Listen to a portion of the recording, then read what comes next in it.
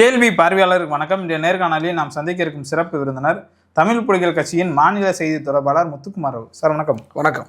இந்த அண்மையில் பார்த்தோம்னா அந்த மதுபான ஊழல் என்ற ஒரு கருத்து தொடர்ந்து தமிழ்நாட்டு அரசியலில் குறிப்பாக எதிர்கட்சியாக இருக்கக்கூடிய பாஜக, இன்னும் எதிர்கட்சியாக வர இருக்கக்கூடிய தாவேக்கன் கூட சொல்லலாம், அவங்க தொடர்ந்து ஆளுகின்ற திமுக எதிராக ஒரு பிரச்சாரம் பண்ணுறாங்க. இதற்கு மத்தியில் பார்த்தோம்னா அண்ணாமலை அவர்கள் கூட விஜய் அவர்கள் காட்டாமல் பதில் சொல்லியிருக்காரு. சினிமாவில் நீங்களாம் இடுப்பு கிள்றதை பற்றிலாம் எங்களுக்கு தெரியாதா, நீங்கள் இதை பற்றிலாம் பேசலாமான்ற மாதிரியான பல்வேறு கருத்துக்கள் வச்சுருக்காங்க. கூடுதலாக பார்த்தோம்னா விஜய் அவர்கள் திமுகவோட பி டீம்ன்ற மாதிரியான பல்வேறு கருத்துக்கள் வச்சுருக்காங்க. இந்த சம்பவத்தை நம்ம எப்படி சார் பார்க்கலாம்? அதாவது பார்த்தீங்கன்னா ரெண்டும் ஒரே டீம் தான். அவங்க நீ இந்த டீமு நீ இந்த டீம்னு மாறி மாறி பேசிக்கிறாங்க.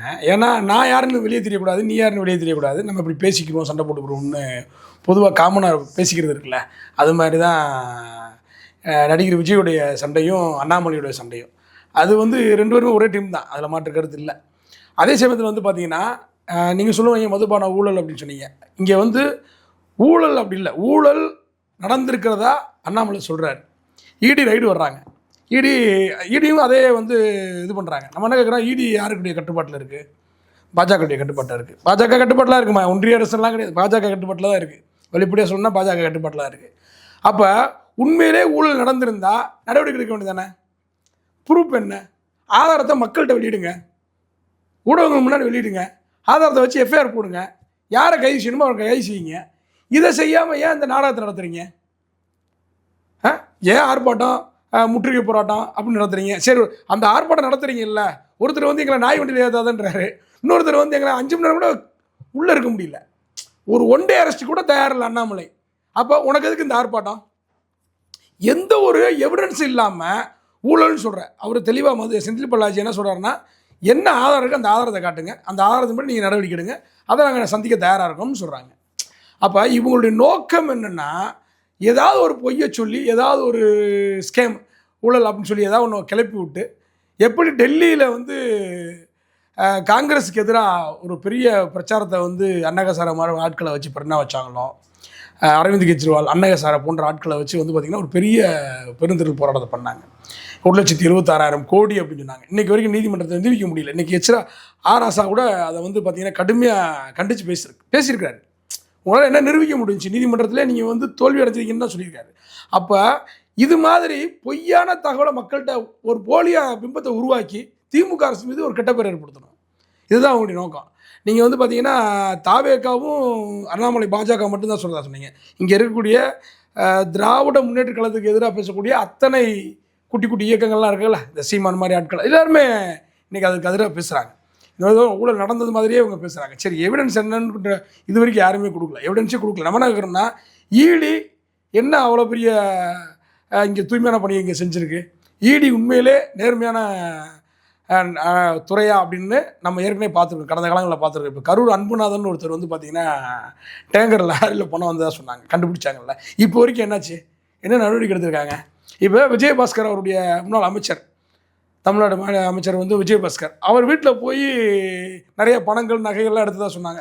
இப்போ வரைக்கும் அதுக்கு என்ன தீர்வு கிடச்சிருக்கு? எடப்பாடி அவர்களுடைய மைத்தூர் வீட்டில் ரைடு பண்ணி பணம் எடுத்ததாக சொல்கிறாங்க. இப்போ வரைக்கும் என்ன நடவடிக்கை எடுத்திருக்கு? என்ன சொல்லப்பட்டிருக்கு? இது வரைக்கும் இல்லை. சேகர் ரெட்டி இருக்கார், அவருடைய வீட்லேயும் ஓபிஎஸ் சேகர் ரெட்டி 2 பேரும் கூட்டாளிகள் தான். இந்த கூட்டாளிகள் வீட்டிலேருந்து பொருள் எடுத்தாங்க. என்ன ஆச்சு? ஓபிஎஸ்ஸை மிரட்டி பக்கத்தில் வச்சுக்கிற முடிஞ்சு. ராம்நாடு தொகுதியில் ஓபிஎஸ்ஸை நிறுத்தி எப்படியாவது ஒரு இஸ்லாமிய வேட்பாளர் வெற்றி பெற்றக்கூடாதுன்னு சொல்லி அங்கே ஒருத்தர் நிறுத்துறதுக்கு தான் ஓபிஎஸ்ஸை மிரட்டி வைக்க முடிஞ்சு அவரால். வேறு என்ன செய்ய முடிஞ்சு அவங்களால? இப்படி நம்ம நிறையா சொல்ல முடியும். இங்கே திவாரியா, அங்கே திவாரின்னு நினைக்கிறேன், அவர் கூட லஞ்சம் வாங்கினதா நம்முடைய தமிழ்நாடு அரசு லஞ்ச ஒழிப்புத்துறை போலீஸ் கைது பண்ணாங்கல்ல, நடந்துச்சா இல்லையா? அப்போ எவ்வளவு விஷயங்களில் இவங்க மோசடியாக இருந்திருக்காங்க. நீங்கள் எப்படி அவரை கைது பண்ணலான்ற கேள்வியெல்லாம் கேட்டாங்க. ஒன்றிய அரசு கேள்வி கிடைச்சி, தமிழ்நாடு அரசு எப்படி கைது பண்ணலாம் இப்படிலாம் கேள்வி எழுப்பினாங்க. ஆக இவர்கள் நேர்மையானவர்களா அப்படின்னா இவர்கள்ட்ட எந்த விதமான நேர்மையும் கிடையாது. இவர்கள் ஈடியை மிரட்டு, ஒன்று அடிப்பணி வைப்பது, மும்மொழி கொள்கைக்கு அடிப்பணி வைப்பதற்கு, அல்லது ஸ்டாலின் அவர்களை மிரட்டுவதற்கு. ஏதோ அரவிந்த் கெஜ்ரிவால் மாதிரி ஸ்டாலினை மிரட்டிட முடியாது. ஸ்டாலின் யாருன்றதை நம்ம சொல்ல வேண்டியதில்லை, நீங்கள் போய் எச்ராஜரை கேட்டுக்குங்க. ஸ்டாலின் யார், கலைஞர் மாதிரி கிடையாதுன்றதை எச்ராஜரை கேட்டுக்குங்க. ஸ்டாலின் யார் அப்படிங்கிறத இன்றைக்கி இருக்கிற அதிமுக முன்னாள் அமைச்சர் எஸ்பி வேலுமணி சொல்லியிருக்காரு. இவர் கலைஞர் அளவுக்கு இல்லை, பயங்கரமாக எங்களை இது பண்ணுறாரு. அவங்கள சொல்ல முடியாமல் சொல்கிறாங்க. நான் எங்களை வந்து தான் அதாவது என்ன அரசியல் பண்ண முடியலன்னு சொல்கிறாங்க. என்ன காரணம்னா மக்களுக்கு சரியான அரசியல் அவர் பண்ணிக்கிட்டு இருக்காரு, மக்களுக்கு என்னது அதையும் பண்ணிக்கிட்டு இருக்காரு. இந்த மாதிரி நபர்களை எப்படி ஒடுக்கணுமோ அதுக்கான வேலைகளையும் கரெக்டாக நடந்துகிட்டு இருக்கு. போலி மிரட்டுவதற்காக இல்லை, ஒரு ஈடியை வச்சு மிரட்டுறது அந்த மாதிரிலாம் இல்லை, அரசியல் தெளிவாக நடந்துக்கிட்டு இருக்கு. மக்களுக்கான தேவை என்ன செய்யணுமோ அதை முதல்ல திராவிட மாடல் அப்படின்னு சொல்லி அந்த திராவிட மாடல் திராவிட இயக்க சித்தாந்த தலைவர்கள் என்ன சொல்கிறாங்களோ அதை கரெக்டாக செஞ்சுட்டு இருக்காரு. மாணவர்களுக்கு என்ன செய்யணும், திருநங்கைகளுக்கு என்ன செய்யணும், புதுரைவண்ணார் சமூகம் அது எண்ணிக்கையெல்லாம் கிடையாது, பெரும் எண்ணிக்கையே கிடையாது அந்த சமூகம். ஆனால் அந்த சமூகத்துக்கு வந்து பார்த்திங்கன்னா ஒரு நிதி ஒதுக்குறாங்க. என்ன காரணம், அந்த சமூகம் மேலே ஏறி வரணும். அப்போ தொலைநோக்கு பார்வையோடு சமூக நீதி பார்வையோடு இங்கே வந்து திட்டங்களை நடைமுறைப்படுத்திக்கிட்டு இருக்காங்க. அப்போ இது அவங்களுக்கு அச்சத்தை ஏற்படுத்துது. அப்போ அரவிந்த் கெஜ்ரிவால் வந்து பாஜகவோட பி டீம் தான். எப்படி விஜய் இன்னைக்கு பாஜகவோட பி டீமோ அது மாதிரி அரவிந்த் கெஜ்ரிவாலும் பாஜகவோட பி டீம் தான். ஏன்னா பாஜக தான் அவளை வளர்த்துட்டுச்சு.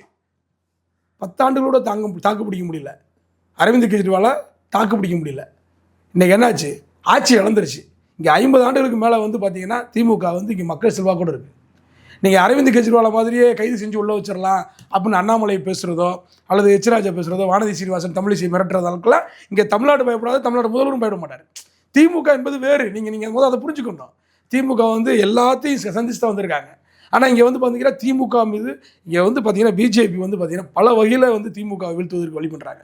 ஒரு புறம் சீமான் மாதிரி ஆட்களை, சீமான் அவர் ஒரு டீமை உருவாக்குறார், ஜாதி வெறியர்களையாக உருவாக்கி திமுக சமீபத்தில் நடந்த சாதிவாரி கணக்கெடுப்பில் அது உண்மையிலே சாதிவாரி கணக்கெடுப்புக்காக நடத்தப்பட்டதா அல்லது முழுக்க திராவிட முன்னேற்ற கழகத்துக்கு எதிராக பேசப்பட்டதான்னு நம்ம அதை பார்த்தா தெரியும். அவ்வளவு மோசமாக பண்ணிட்டு இருக்காங்க. அப்போ இங்கே வந்து பார்த்தீங்கன்னா ஒரு பக்கம் விஜய் மூலமாக எப்படியாவது ஓட்டுகளை சிதறடிக்கணும், எடப்பாடி, ஓபிஎஸ், சசிகலா, தினகரன் அப்படின்னு சொல்லி பல வகையில் பிரித்து வச்சுக்கணும். இன்றைக்கி டிடி விதிரனை கையில் எடுத்து வச்சுட்டாங்க. டிடி விதிரன் என்ன பேசுகிறாரு, அண்ணா இருந்தால் மும்மொழி கொள்கையை ஆதரிச்சிருப்பாருன்னு பேசுகிறார். எவ்வளோ கேவலமான ஒரு மனநிலை. அப்போ இவர் எதுக்கு பயந்தார்? இவர் ஈடி ரைடில் இவரும் கைது செய்யப்பட்டவர், இரட்டை இலை சின்னத்துக்கு லஞ்சம் கொடுக்க வழக்கப்படலாம் கைது செய்யப்பட்டார். அதுக்கு பிறகு அவருடைய பேச்செல்லாம் அப்படி மாறி இருக்கு. ஆக டிடி விதிரனை மிரட்டியது போல், அரவிந்த் கெஜ்ரிவாலை மிரட்டியது போல், எடப்பாடியை மிரட்டியது போல், ஓபிஎஸ்ஐ பணியை வைத்து ராமநாதபுரத்தில் நிற்க வைத்தது போல் நீங்கள் மு க ஸ்டாலினை செய்ய முடியாது. அவர் முத்துவேல் கருணாநிதி ஸ்டாலின் மிக தெளிவாக சொல்லியிருக்காரு. அவர் மிக தெளிவாக திராவிட மாடல் அரசு இன்னும் சொல்ல போனால் கொள்கை உறுதியோட இருக்காரு. கொள்கை உறுதி இல்லாத நபர்களை நீங்கள் மிரட்டலாம், பணிய வைக்கலாம், ஆனால் திராவிட மாடல் முதல்வர் பணிய வைக்க முடியாது. இந்த ஈடி ரைடு அதெல்லாம் ஆட்சியை எப்படியாவது மக்கள் மத்தியில் அம்பலப்படுத்தணும்னு நினைக்கிற ஒரு தவறான ஒரு முயற்சி தானே தவிர இது இந்த மக்கள்கிட்ட எடுபடாது, தமிழ்நாட்டு மக்கள்கிட்ட எடுபடாது. தமிழ்நாட்டு மக்கள் எல்லா அரசியல் புரிதலோட தான் இருப்பாங்க. இல்லை, இது ஒரு புறம் இந்த விஜய் அண்ணாமலை விசேஷம் இந்த ஒரு போட்டி நிலவுகிட்டு இருக்குல்ல, அதை எப்படி பார்க்க யார் இடுப்பு கழுவுறதுன்னா, இல்லை யார் இடுப்பு கிள்றதுன்னா அந்த போட்டி தான் நடந்துக்கிட்டு இருக்கு. இவர் நேற்று வரைக்கும் இடுப்பு கிள்ளிட்டு இன்றைக்கி வந்து அரசியல் பண்ண அப்படி இல்லை. அவர் சினிமா நடிகர்கள் அரசியல் ஈடுபடக்கூடாதுன்றதெல்லாம் நம்ம அப்படிலாம் சொல்ல வரல. சினிமா நடிகர்கள் அரசியல் ஈடுபடலாம், கருத்து சொல்லலாம். ஆனால் நீங்கள் என்ன அவர் வந்து பார்த்தீங்கன்னா முழுக்க ஒரு பண்ணையார் மாதிரி வீட்டுக்குள்ள உட்காந்துக்கிட்டே இருக்காரு, ஏசி விட்டு வெளியே வர மாட்டேங்கிறாரு. வந்தாருன்னா ஒரு செல்ஃப் எடுத்துகிட்டு மறுபடியும் உள்ளே போயிடுறாரு. ஆனால் மக்களுக்கான வேலையை செய்யணும். இன்றைக்கி ஆர்ப்பாட்டத்தில் ஒரு ஆர்ப்பாட்டம், இதுவரை ஒரு ஆர்ப்பாட்டம் நடத்திருக்காரா? இது வரைக்கும் ஒரு கருத்தை ஏதோ ஒரு வேறு நிகழ்ச்சியில் வந்து கலந்துட்டு போயிடுறாரு. தாவேக்க சார்பாக என்ன நடந்திருக்கு? எதுவுமே நடக்கலை.